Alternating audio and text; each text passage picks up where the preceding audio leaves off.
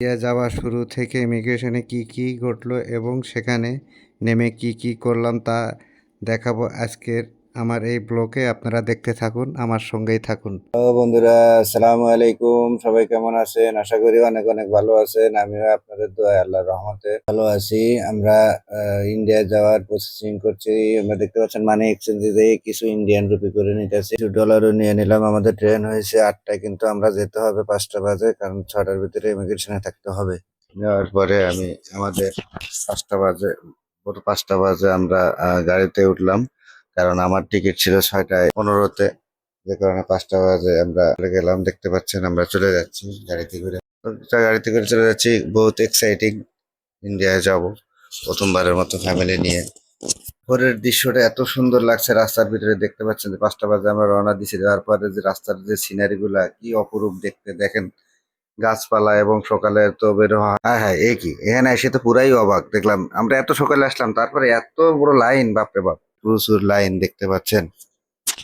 এই তো অবাক হয়ে গেলাম এত বড় লাইন দেখে, এত সকালে যাওয়ার পরও যে এত বড় লাইন ইন্ডিয়ার। পরে লাইন ছাড়লো, লাইন ছাড়ার পরে ভিতরে ঢুকলাম। আমরা ভিতরে ঢুকার পরে আমাদেরকে একটা ফর্ম দিল, ফর্ম গুলো ফিল আপ করতে আসি, দেখতে পাচ্ছেন। ফর্ম গুলা ফিল আপ করতে আসি, ফর্ম গুলা ফিল আপ করে দেখেন, দেখতে পাচ্ছেন এই যে ফর্ম। তো ফার্স্ট টাইম তো অনেক কিছু জানতাম না। ফিল আপ করে ইমিগ্রেশনের জন্য আর কি লাইনে দাঁড়াইছি। আবার দেখতে পাচ্ছেন লম্বা লাইন। তো ইমিগ্রেশন করালো, করানোর পরে আমরা ট্রেনের ভিতরে উঠলাম। ট্রেনের ভিতরে দেখতে পাচ্ছেন, এবং ট্রেনে আমরা গেলাম। প্রথমবারের মতো অভিজ্ঞতা ট্রেনের। ট্রেনে কেবিনে দেখতে পাচ্ছেন সিট গুলা কিভাবে উপরে নিচে সিট, বেডের মতো। তো খুব আনন্দ পেলাম এবং আনন্দ করছি বাচ্চাদেরকে নিয়ে। ট্রেনের ওয়াশরুম দেখেন, ট্রেনের ওয়াশরুমটা আপনাদের সাথে শেয়ার করলাম, ট্রেনের ওয়াশরুমটা কেমন। এবং ট্রেনের এটা ভাড়াটা কিন্তু অনেক এক্সপেন্সিভ, 5,110 টাকা করে ভাড়া। কারণ সিটে গেলে সিটগুলো একটু কম আছে, সিটগুলো আছে 3710 টাকা। দেখেন ইন্ডিয়ার ভিতরে ঢোকার পরে আমাদের সব চেক করছে, এবং ইন্ডিয়ার যে পুলিশগুলা আমাদের পাসপোর্ট টিকিট সবগুলো চেক করলো। তো পাসপোর্ট টিকিট চেক করার পরে দেখলাম যে হঠাৎ করে কুত্তা কুত্তা দিয়েও কিন্তু সবকিছু চেকিং করা হয়।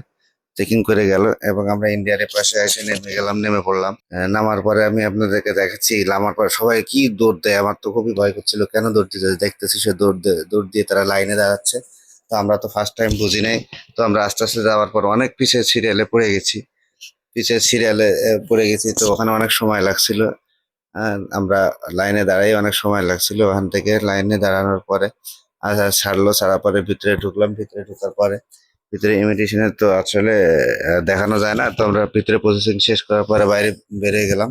বাইরে রাস্তায় দেখতে পাচ্ছেন, রাস্তায় যাই, ওখান থেকে ট্যাক্সি নেবো। ট্যাক্সি নিয়ে আমরা নিউ মার্কেটের উদ্দেশ্যে যাব, কলকাতা নিউ মার্কেট। নিউ মার্কেটে এসে হোটেলে দেখতে পাচ্ছেন আমরা যে হোটেলটা নিলাম, হোটেলের রিসেপশন। তো হোটেল বিভিন্ন ধরনের আছে ভাই, আসলে টাকার উপর নির্ভর করে। তো আমরা যে হোটেলটা ছিলাম মোটামুটি কমের ভিতরে ভালোই, দেখতে পাচ্ছি। হ্যাঁ, ডবল 2 বেডের একটা রুম, তো মোটামুটি খারাপ না, রিজনেবল প্রাইসের ভিতরে ছিল, তার পছন্দ হয়েছে।